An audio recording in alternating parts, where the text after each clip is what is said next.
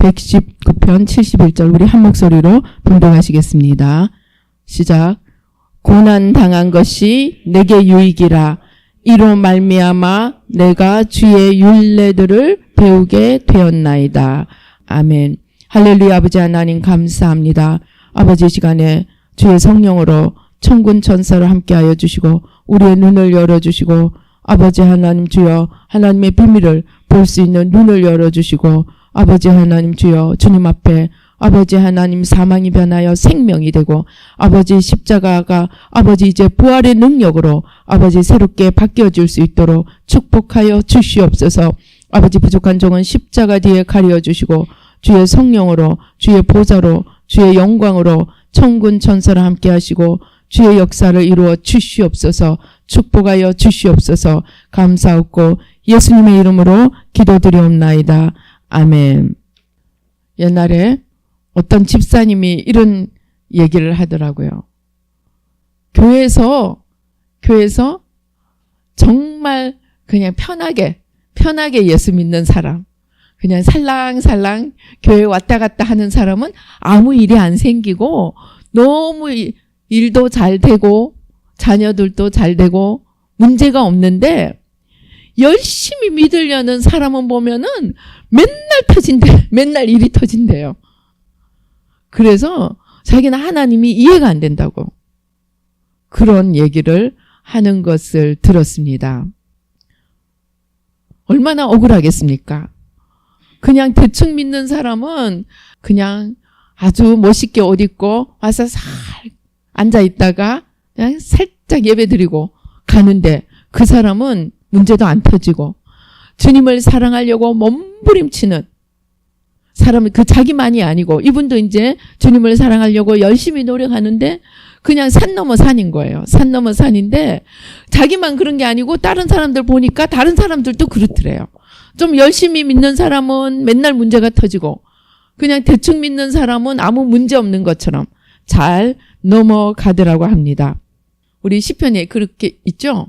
일이 형통한 사람을 봤더니 자기가 성소에 들어갈 때야 깨달았다고. 그 사람은 지옥행 특급 열차를 탄 사람이더라고. 어느 날 정말 저 나락으로 지옥으로 떨어지는 사람이라는 것을 시편 기자가 고백을 합니다.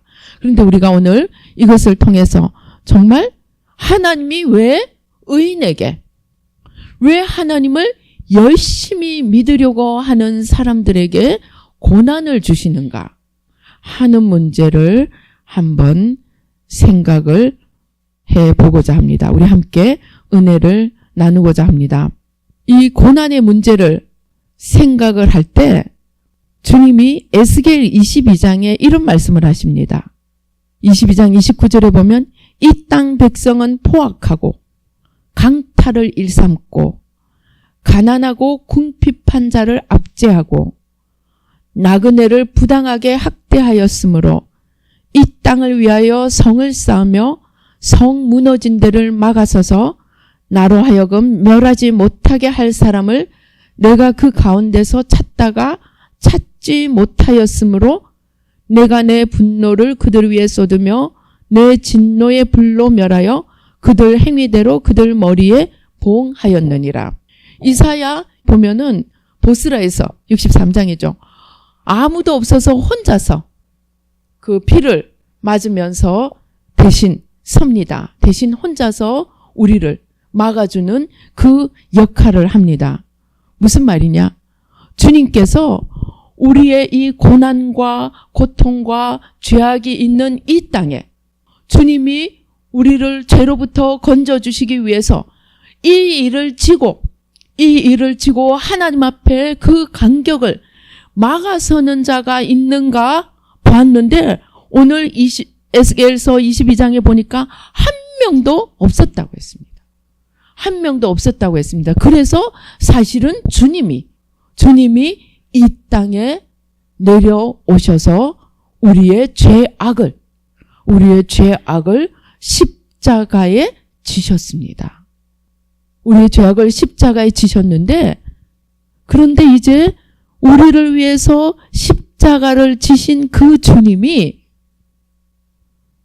나와 같이 십자가에 동참할 자를 찾으신다는 것입니다. 나와 같이 십자가에 동참할 자를 찾으신다는 것입니다. 그런데 이 십자가는 어렵고 힘든 길이기 때문에 주님을 사랑하는 자들 가운데서 이 십자가에 동참할 자들을 찾으신다는 것입니다. 그래서 어떻게 하느냐? 이 죄악의 십자가를 함께 지도록 이끄신다는 것입니다. 이것을 사도 바울이 깨달았어요.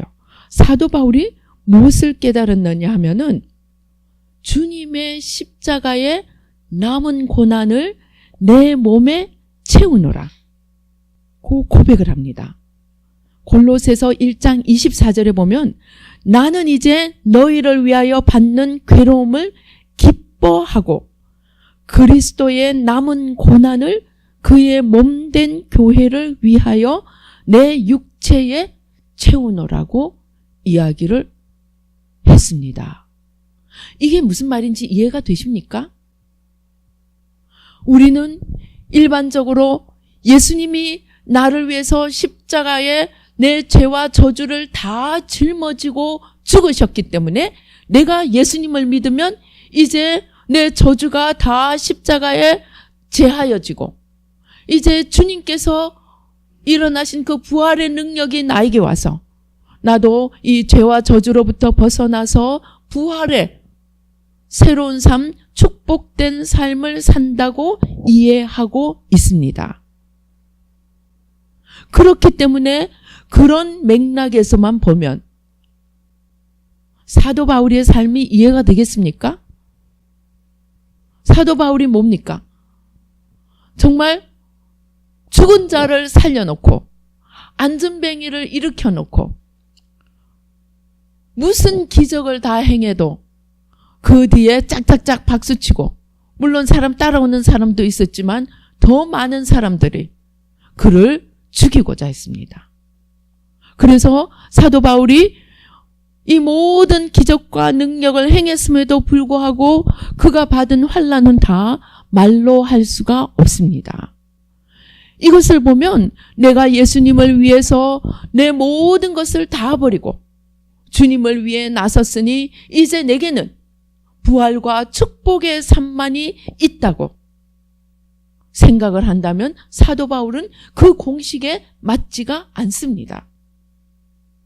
그러면 이것을 어떻게 이해해야 된다는 것입니까?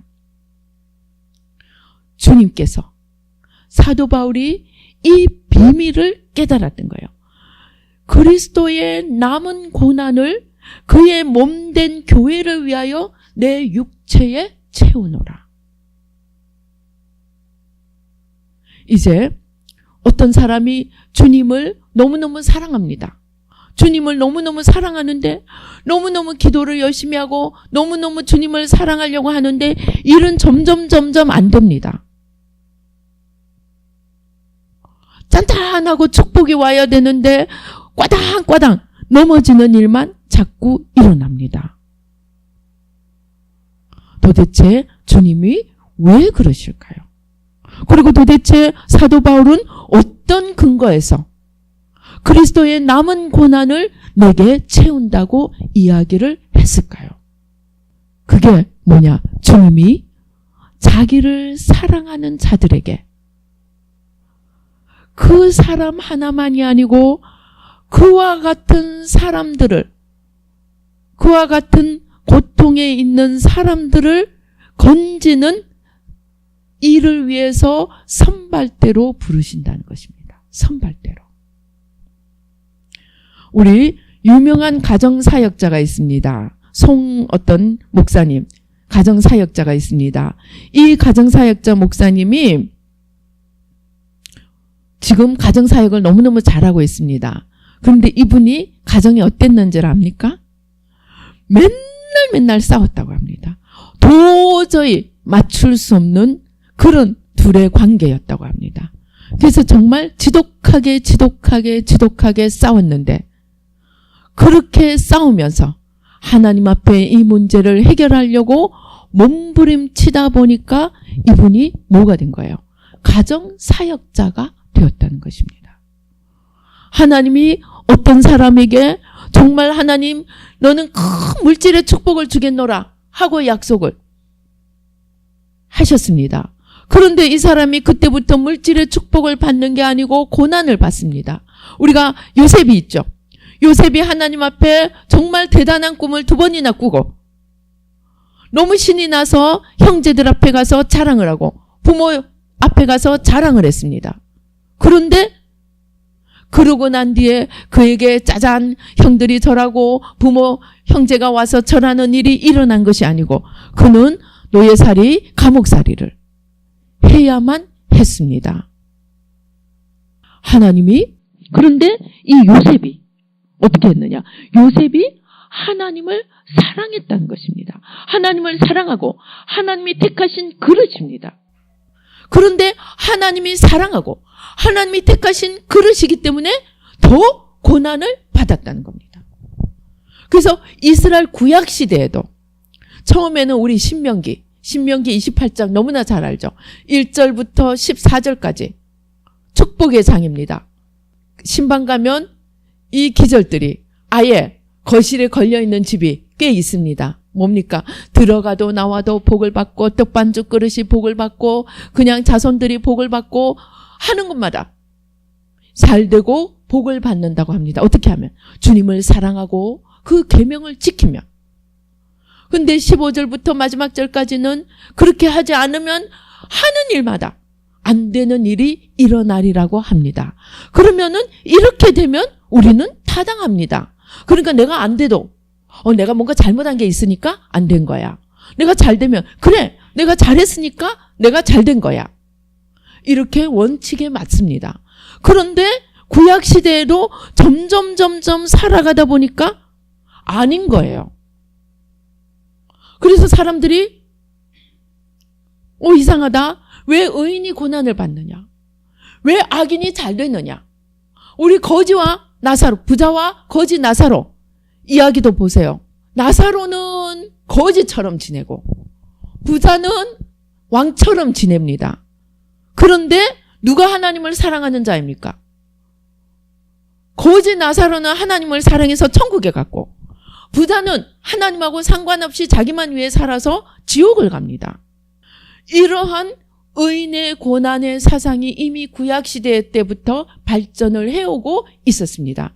그런데 왜 그러냐는 거죠. 왜?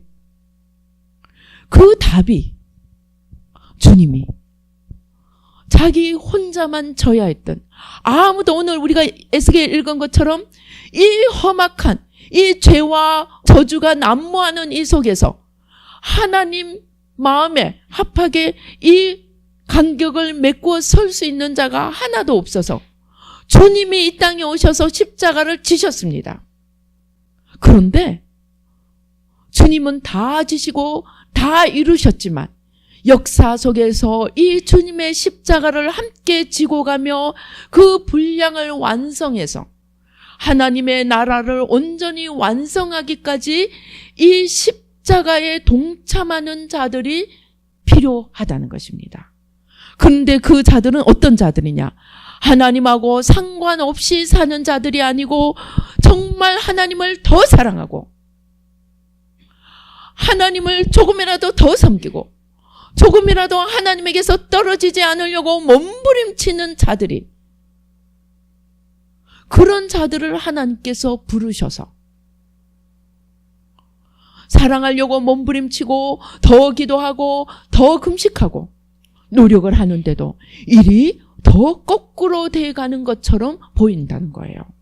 그래서 사도 바울이 뭐라고 하는 거예요? 만약에 눈에 보이는 것밖에 없다면 우리가 뭐래요? 내가 제일 불쌍한 자라고.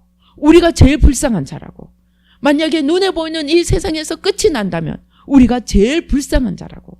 그런데 눈에 보이는 이 세상은 잠시 잠깐이면 없어지고 눈에 보이지 않는 하나님의 영원한 심판이 있는데 거기에 우리의 고난이 반드시 그때 하나님 앞에 대가를 받게 될 거라는 거예요. 근데 그거는 천국 가서 일이고 이 땅에서 하나님이 왜 고난을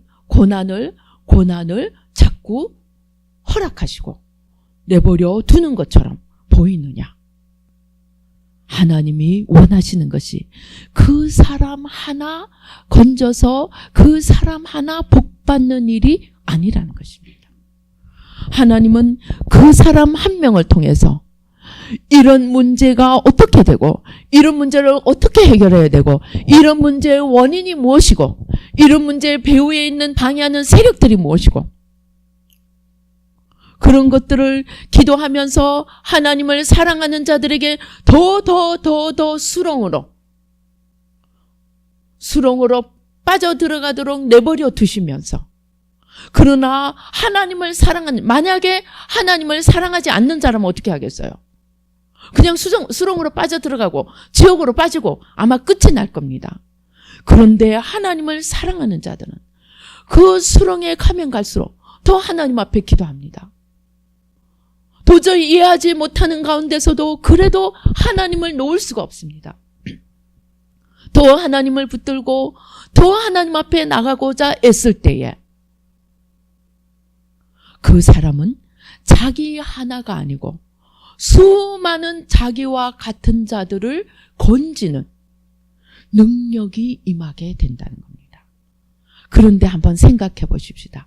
이러한 수많은 자들을 건지는 능력이 하루아침에 임하겠습니까?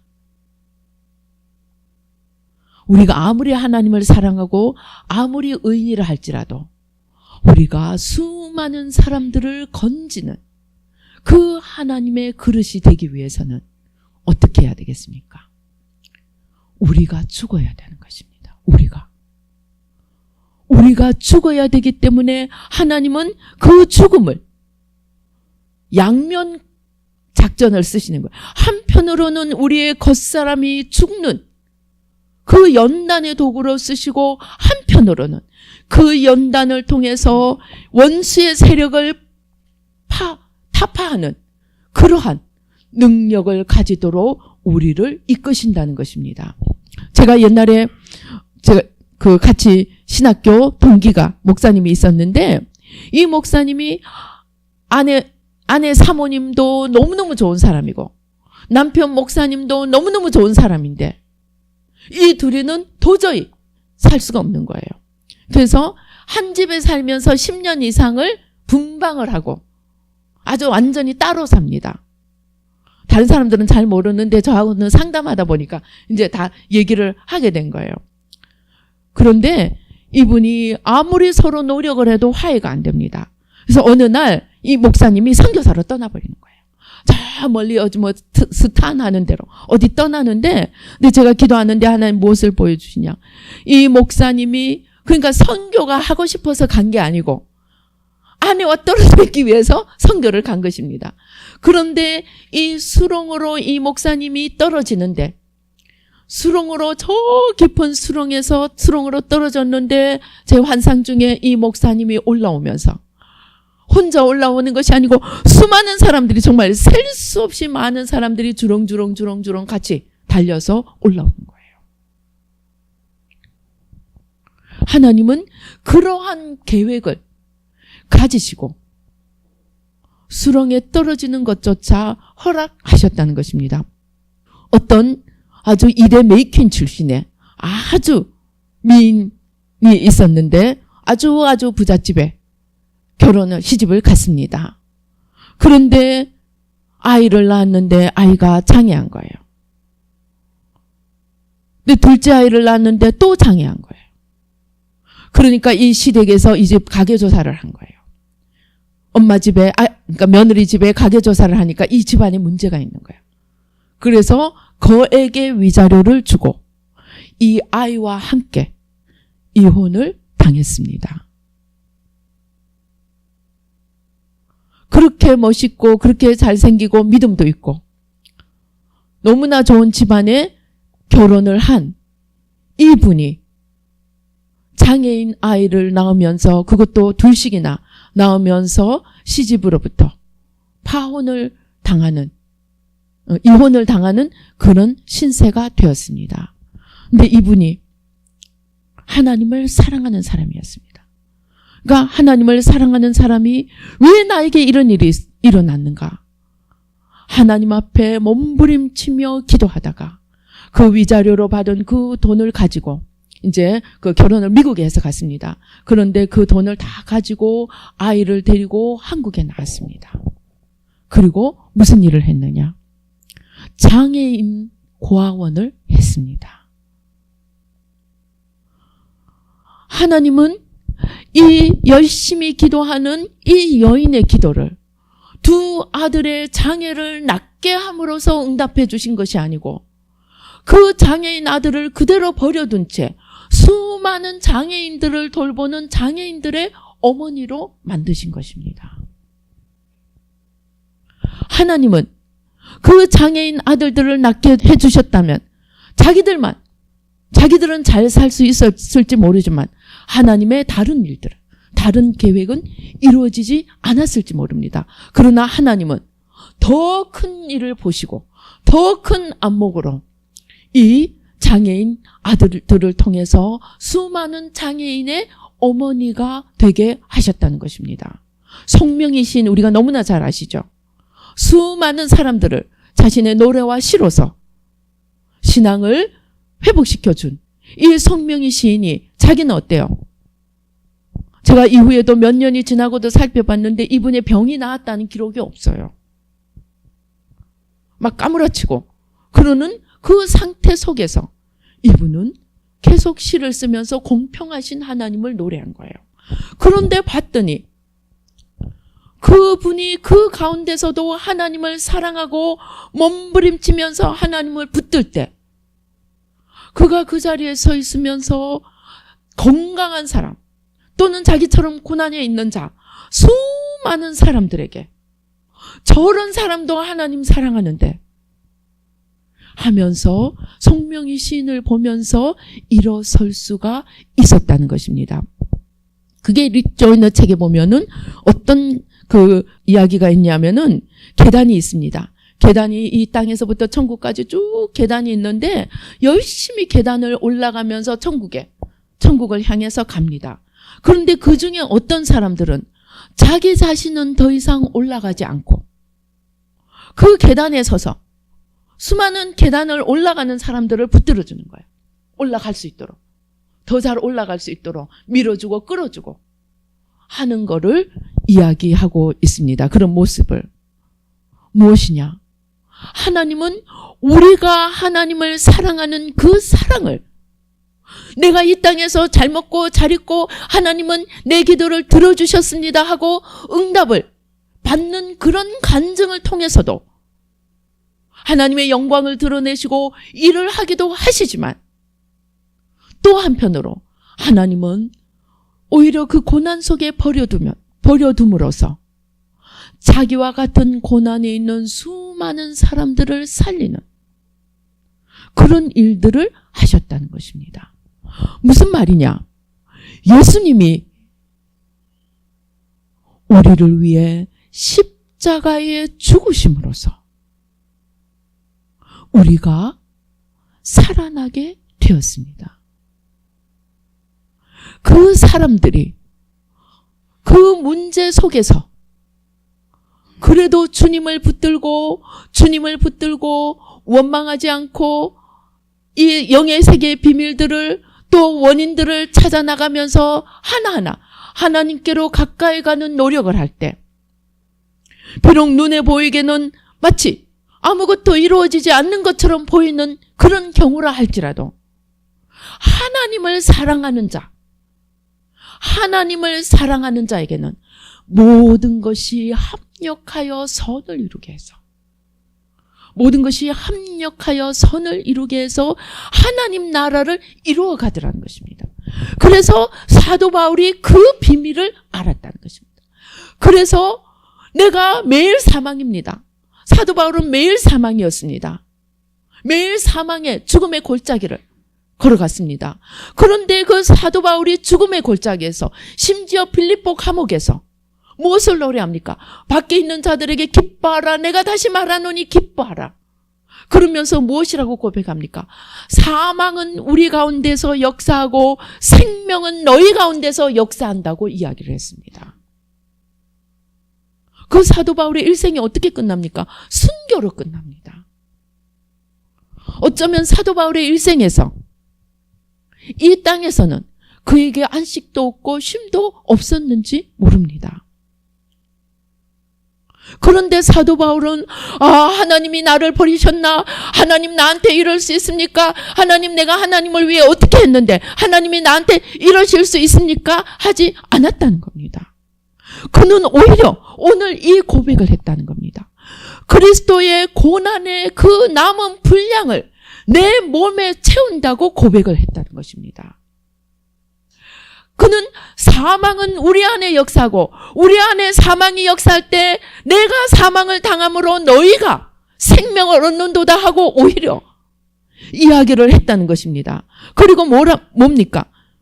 그는 또 예수님이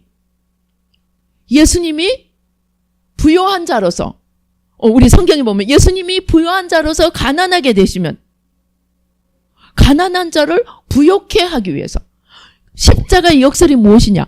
예수님이 큰 보화, 괴짝을 들고 와서 가난한 자들에게 다 돈을 나누어 주셔서 가난한 자들을 부욕해 하신 것이 아니고 예수님이 우리를 위해서 가난하게 되심으로써 이 땅에 오셔서 머리 둘 것이 없음으로써 오히려 가난한 자들을 부욕해 한다는 겁니다. 그게 십자가의 역설이라는 것입니다. 사도 바울은 이 비밀을 알았다는 것입니다. 그래서 그는 그 비밀을 알았기 때문에 그 고난 속에서 그가 지금 사람들에게 돌로 맞고 감옥에 들어갔는데 거기서 찬양을 하면서 옥문이 열리는 기적이 일어나고 그는 빌립보 감옥에서 기뻐하고 즐거워하고 범사에 감사하라고 바깥에 있는 사람들에게 이야기를 할 수 있었던 것은 그는 이 십자가의 비밀을 알았다는 것입니다. 그런데 이 십자가를 아무나 질 수 있겠습니까? 하나님 사랑하지 않는 사람한테 너 십자가 좀 져. 그러면 어떻게 하겠어요? 걸음아 날 살려라고 도망갈 겁니다. 그렇기 때문에 하나님이 진정으로 하나님 사랑하는 자들을 부르셔서 이 십자가를 이 선발대로 쓰신다는 것입니다. 그래서 나의 고난은 역설적으로 나의 고난은 바로 나의 사명이라는 것입니다. 이게 십자가의 사명이라는 것입니다. 내가 가장 처해 있는 나의 고통, 나의 문제 이 속에서 나만 일어나려고 몸부림치는 자는 일생 몸부림치다 끝날 것입니다. 그러나 이 고통이 하나님께서 이러한 자를 살리시기 위해서 하나님을 사랑하는 나를 부르사 자기가 지신 십자가를 함께 지워주셨고 주님이 남은 그 고난을 나에게 맡겨주셨다는 것을 깨달을 때 어떻게 되느냐? 우리에게 고난이 오고 우리에게 핍박이 오고 우리에게 이해하지 못할 일들이 일어날 때 기뻐하고 감사할 수 있다는 것입니다. 그것이 마태복음 5장에서 이야기했던 너희가 내 이름으로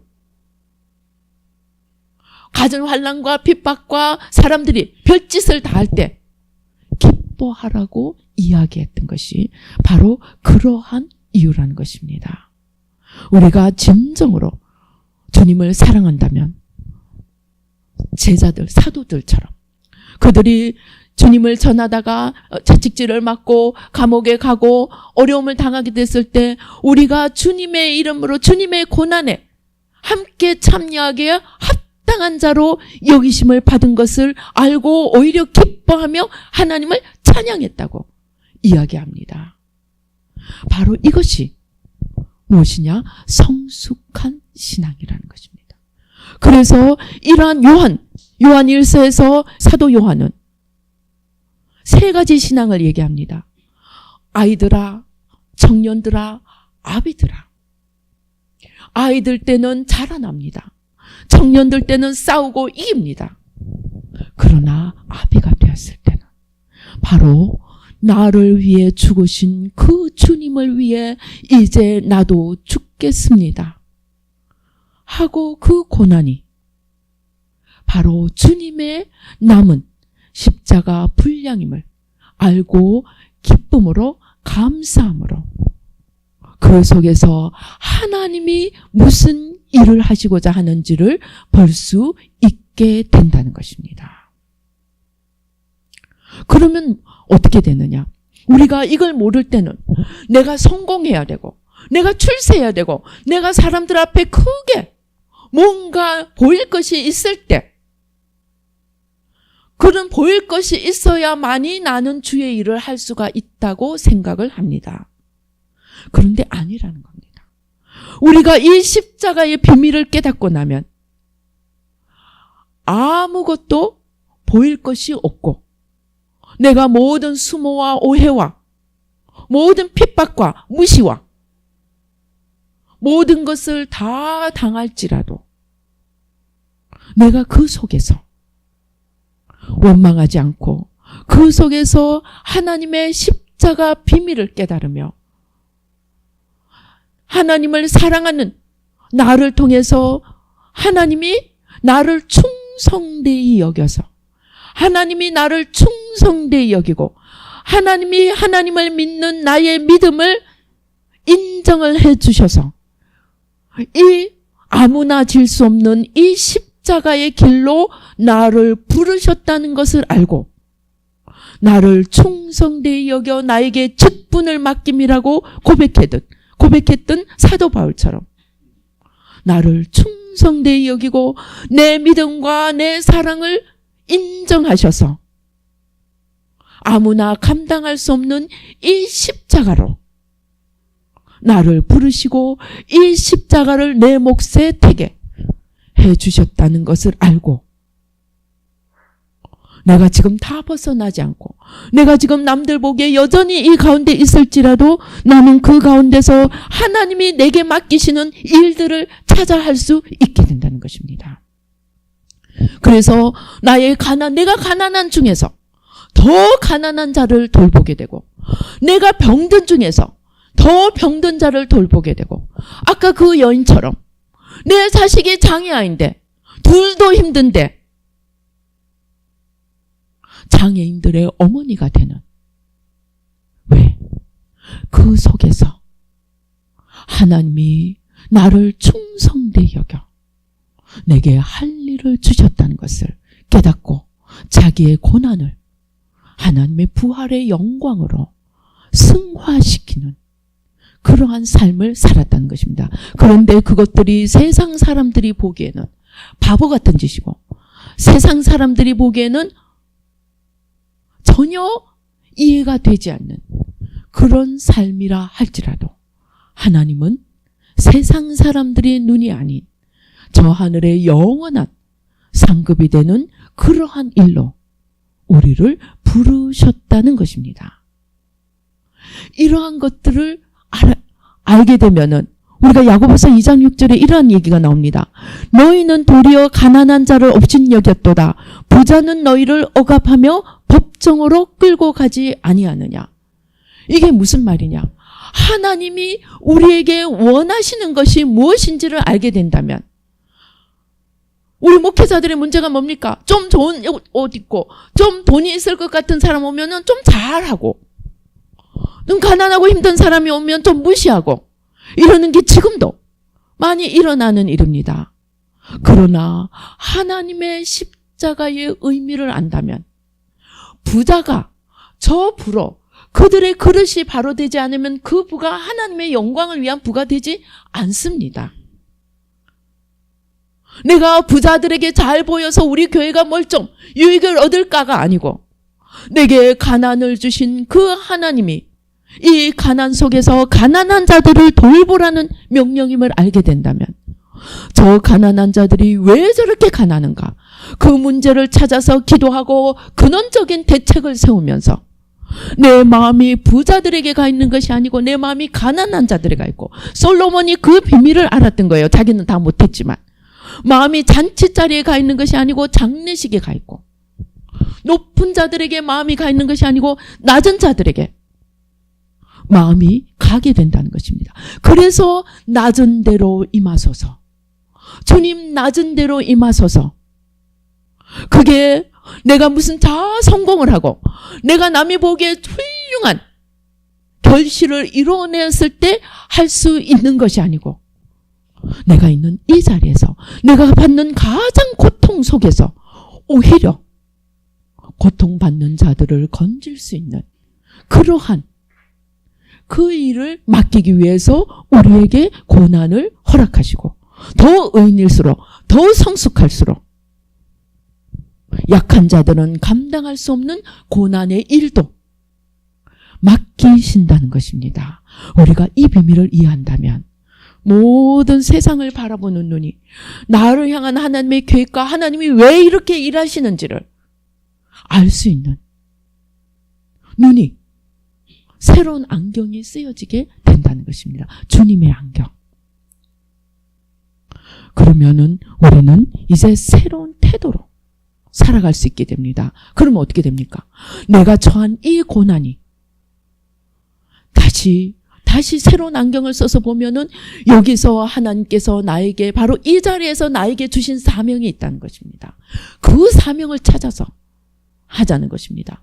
그래서 외로움에 처한 외로움의 길을 걸어온 자들은 그 외로움을 길에 있는 자들을 구하는 자가 되고 가난에 처한 자들은 그 가난에 있는 자들을 구하는 그 능력을 우리가 가난의 길 속에서 또 외로움의 길 속에서 우리가 여러 고통의 길 속에서 인내하고 참고 견디며 하나님을 신뢰하고 하나님을 믿고 인내하고 견딜 때 바로 그만큼 세상 사람들 눈에는 아직도 여전히 그 자리에 있는 것처럼 보이지만 영의 눈으로 보면 그만큼 영적 전사가 되어서 수많은 사람들을 살리는 그러한 일들을 하는 영적 장군의 자리에 이미 이르고 있다는 것입니다. 그래서 우리가 이러한 눈을 가지고 하나님께서 내게 주신 고난 속에서 이 고난의 비밀을 찾아서 새로운 관점으로 새로운 안목으로 내 인생을 해석하고 그리고 거기서 사명을 찾아서 저 높은 하늘에서 뭔가 그냥 떨어지기만을 기다리고 있던 데서 이제 지금 내가 할 수 있는 낮은 곳을 바라보며 내가 할 수 있는 것을 찾아서 해나갈 때 어느 틈에 내 문제는 해결을 받아 놓을 수가 있게 된다는 것입니다. 그래서 이러한 것을 가장 잘 보여주는 재미있는 이야기가 있습니다. 썬다싱이 히말라야 산속을 어떤 친구와 눈속을 걸어가고 있었습니다. 우리 잘 알죠? 썬다싱이 눈속을 걸어가고 있었는데 한참 가다 보니까 어떤 사람이 눈 위에 쓰러져 있는데 보니까 아직 죽지는 않았어요. 그래서 썬다싱이 그 친구한테 우리 이 사람 데리고 가자. 여기 그냥 놔놓으면 죽는다 그러니까 야 정신 나갔냐? 지금 나도 죽게 생겼는데 내가 이 사람 데리고 가면 둘 다 죽어. 안 돼. 나는 할 수 없어. 하고 혼자 가버립니다. 그런데 썬다싱은 이 사람을 버려놓고 갈 수가 없어서 이 사람을 들 수 없습니다. 그리고 땀을 뻘뻘 흘리면서 걸어갔습니다. 한참을 걸어가다 보니까 뭐가 발에 채입니다. 보니까 자기만 살겠다고 혼자 걸어간 사람이 죽어서 얼어있더래요. 그런데 썬다싱은 이 사람을 업고 가니까 땀이 나서 자기도 땀이 나고 그 땀 때문에 몸이 더워지니까 엎혀있던 사람도 이 몸이 녹아서 둘 다가 살게 되었다고 합니다. 그게 십자가의 비밀이라고 하는 것입니다. 나 혼자 살려고 몸부림치는 자는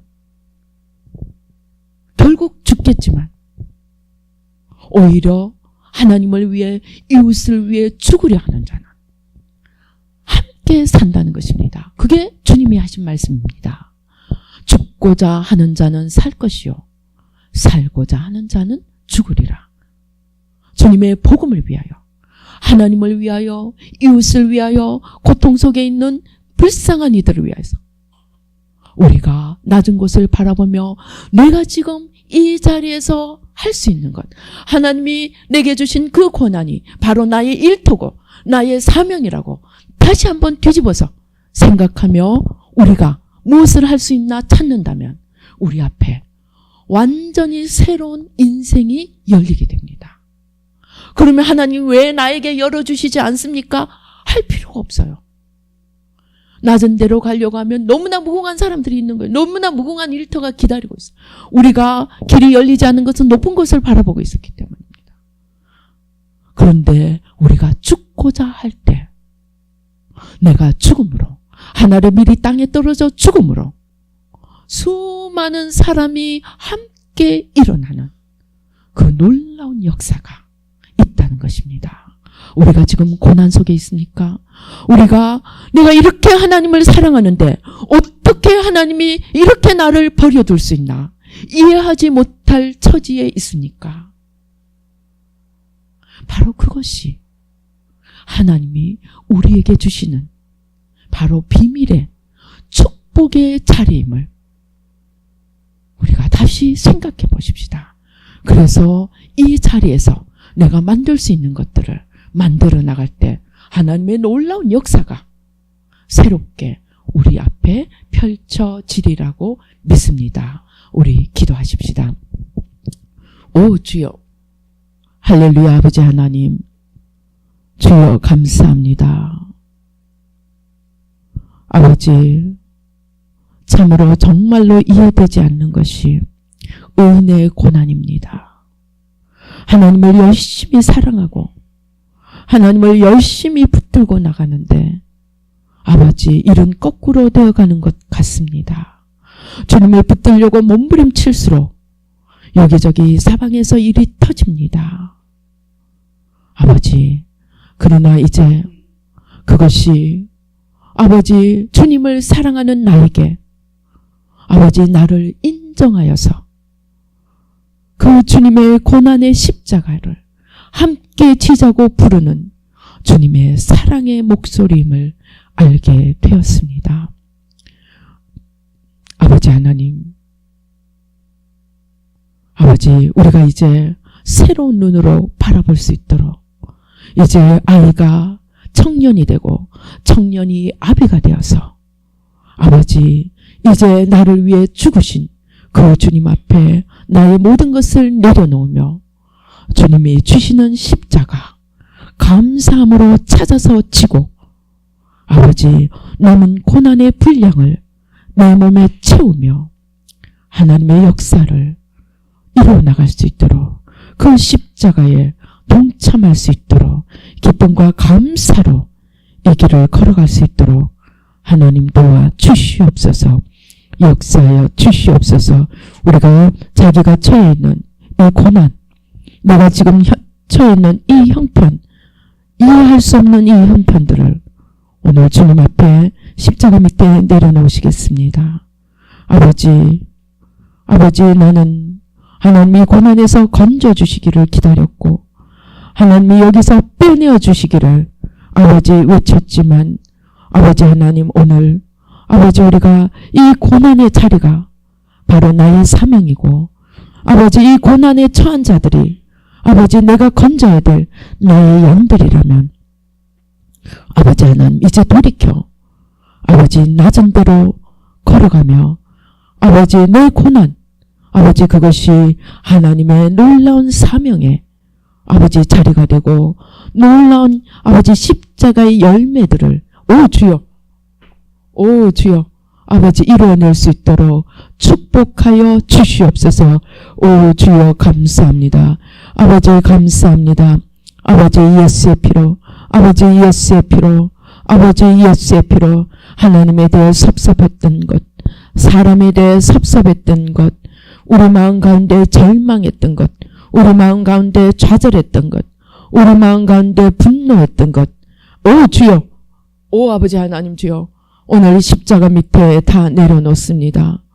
아버지 하나님 주여, 이제 그 고난을 오히려 아버지 주님의 고난에 참여하는 것을 아버지 기뻐하며 아버지 주님의 십자가의 분량을 아버지 우리 안에 채워가는 아버지 하나님 주여, 아버지 작은 예수들이 될 수 있도록 아버지 축복하여 주시옵소서. 역사하여 주시옵소서. 오 주여 감사합니다. 아버지 감사합니다. 오 주여 감사합니다. 아버지 축복하여 주시옵소서. 오 주님 역사하여 주시옵소서.